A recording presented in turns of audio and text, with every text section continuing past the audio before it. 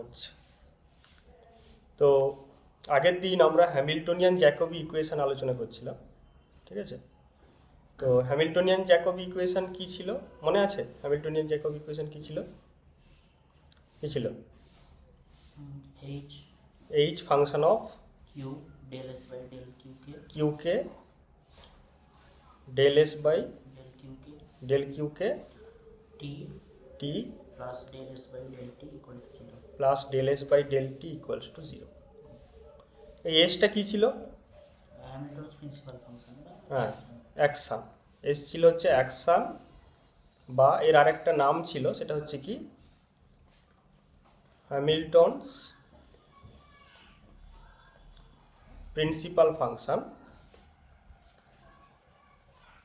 তাই তো? তো এই এসটা কিসের ফাংশন হতো?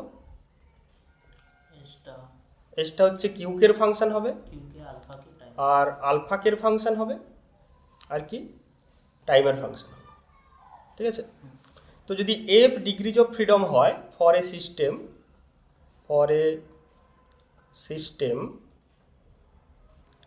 With F degrees of freedom,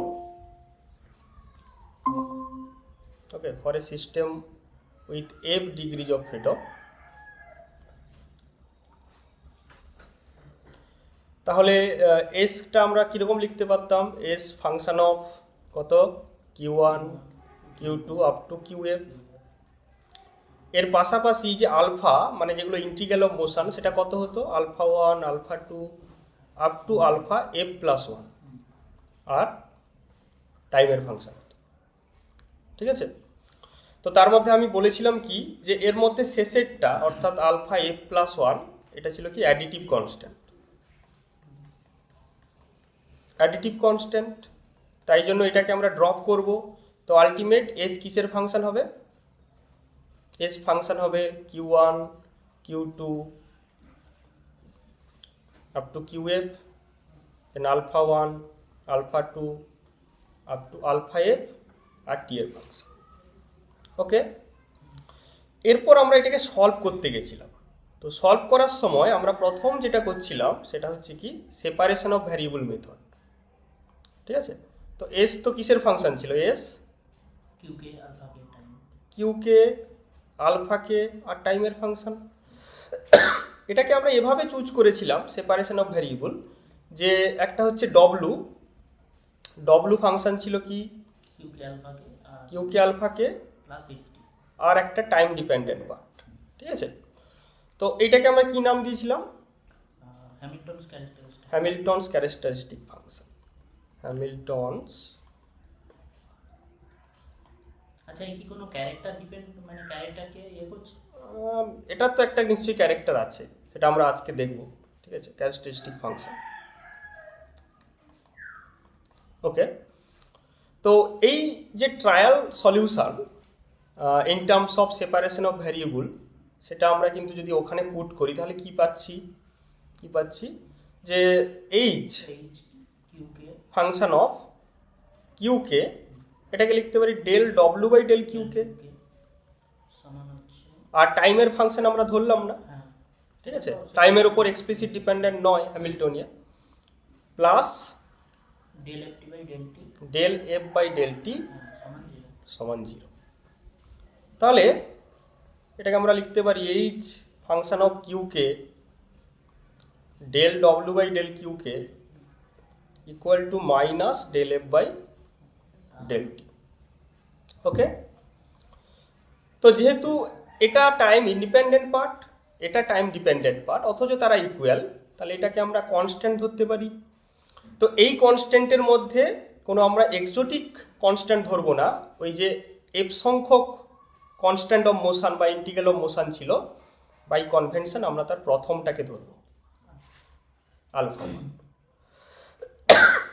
and অবশ্যই আমরা দেখতে পাচ্ছি যেটা এই যে পার্টটা হ্যামিল্টনিয়ান অফ দ্য সিস্টেম, যেটা টোটাল এনার্জিকে রিপ্রেজেন্ট করে, অর্থাৎ ই ইকুয়াল টু আলফা 1, তাই না?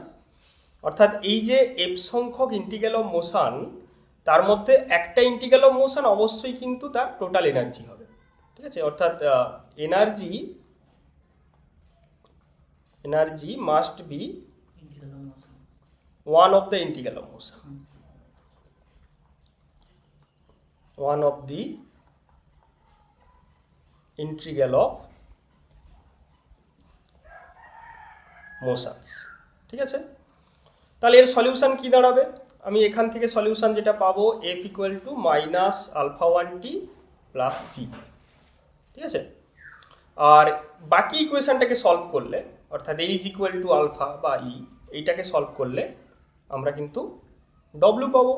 তো আলটিমেট আমরা তাহলে কি পাবো, যে S Q K alpha K T equals to W function of Q K alpha K minus alpha 1t, বা কেউ এটাকে আমরা এরকমও হ্যাঁ প্লাস সি কিউকে আলফাকে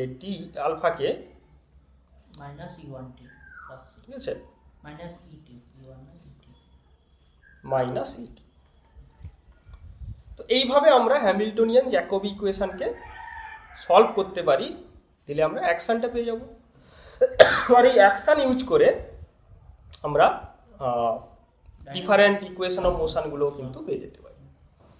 তো এর একটা এক্সাম্পল আমরা আরেকবার করব, আগের দিন করেছিলাম, সেটা হচ্ছে কি সিম্পল হারমোনিক মোশন, কারণ এখান থেকেই কিন্তু ফার্দার টপিকটা আসছে। এটা হচ্ছে কি সিম্পল হারমোনিক অসিলেটর, ঠিক আছে, সিম্পল হারমোনিক অসিলেটর। তো সিম্পল হারমোনিক অসিলেটরের ক্ষেত্রে আমরা জানি লাগরাঞ্জিয়ান কত হয় লাগরাঞ্জিয়ান, p²/2m ঠিক আছে, half of M Q K dot square. তো এখানে তো একটাই মাত্র পাবো ওয়ান ডাইমেনশনের ক্ষেত্রে, তাই জন্য কিউ ডট স্কোয়ার, ঠিক আছে, minus half of K Q square, ঠিক আছে। আচ্ছা, তাহলে হ্যামিল্টনিয়ান কত হবে এই তো p²/2m plus half m omega square half of K Q square, হ্যাঁ এটা হবে, ঠিক আছে। আচ্ছা, তো এখানে আমরা যদি হ্যামিল্টনিয়ান জ্যাকোবি ইকুয়েশন ইউজ করতে চাই, তাহলে আমরা p সমান কি লিখব, ডেল ডব্লিউ বাই ডেল কিউকে, মানে del W by del q, তাই তো। তাহলে হ্যামিল্টনিয়ান ফাংশন অফ কত কিউকে ডেল ডব্লিউ বাই এটা কত হবে, হাফ অফ কত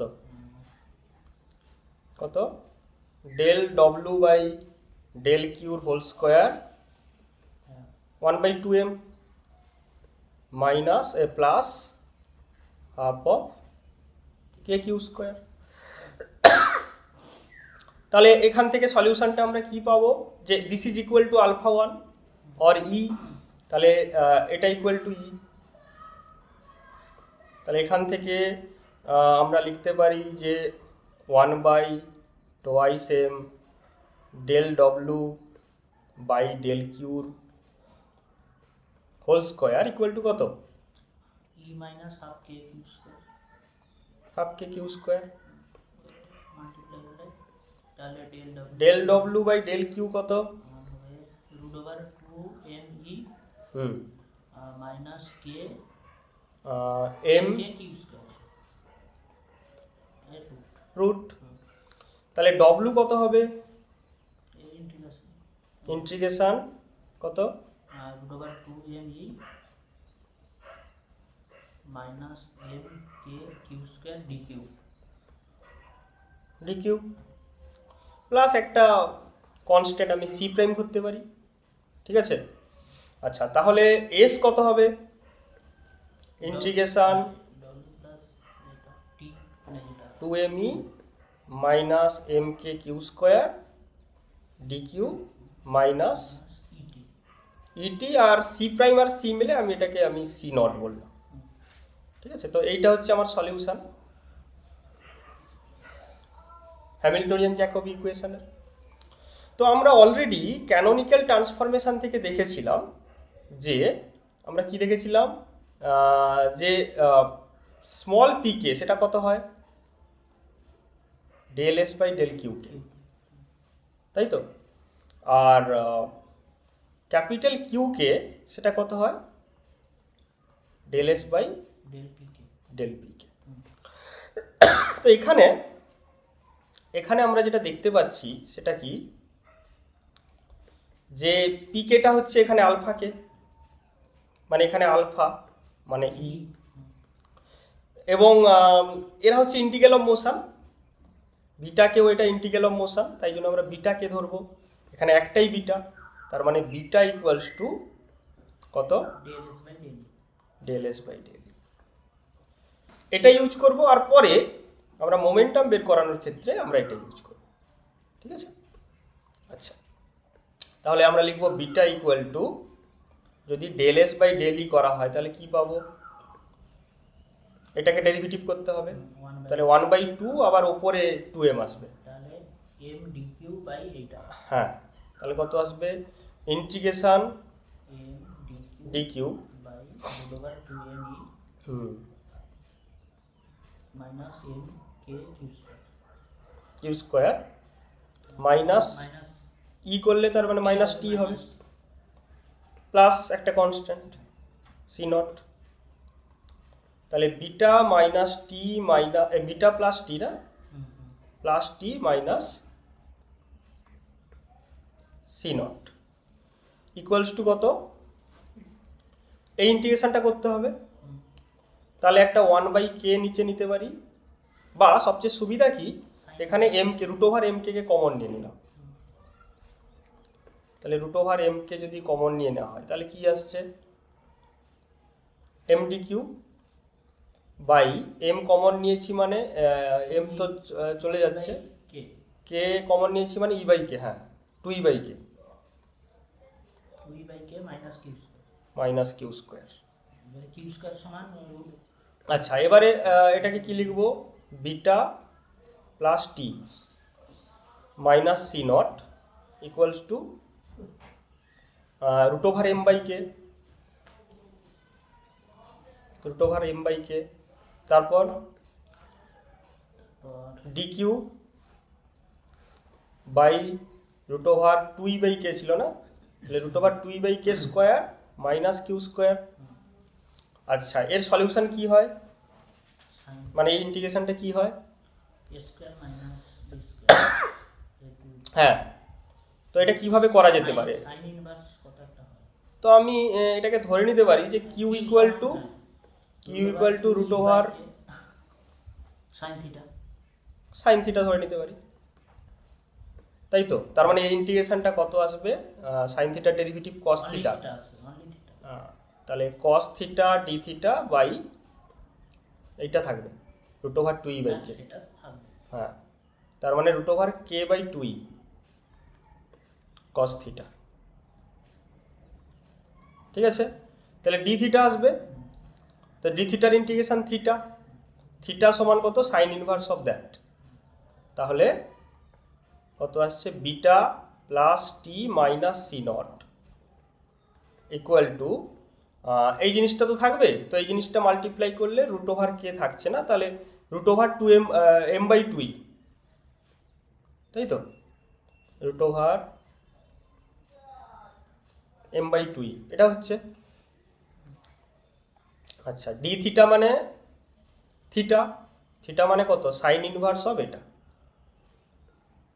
sine inverse of q √k/2,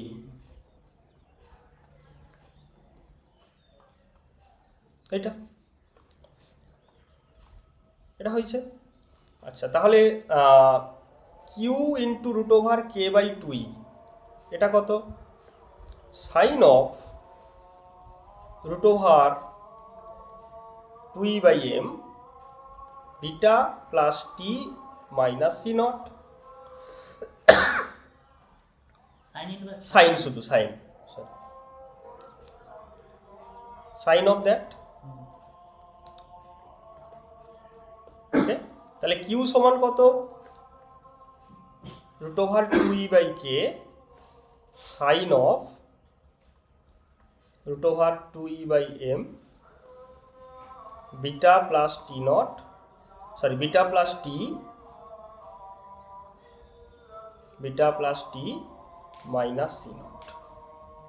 ঠিক আছে,